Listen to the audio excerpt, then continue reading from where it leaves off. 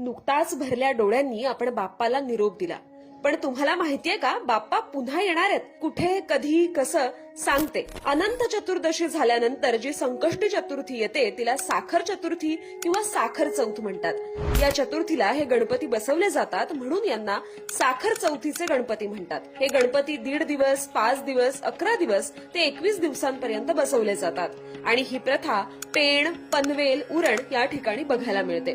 आपण गणपती घरी असताना चंद्राचं तोंड बघणं अशुभ मानतो, पण साखर चौथीच्या गणपतीच्या वेळी चंद्राचं तोंड बघून आरती केली जाते. हे गणपती जास्त करून ज्यांना गणेश उत्सवात वेळ मिळत नाही अशा मूर्तिकारांच्या घरी, किंवा ज्यांना सोयर सुतकामुळे गणपती बसवता आला नाही, किंवा ज्यांचे नवस पूर्ण होतात अशा लोकांच्या घरी बसवले जातात.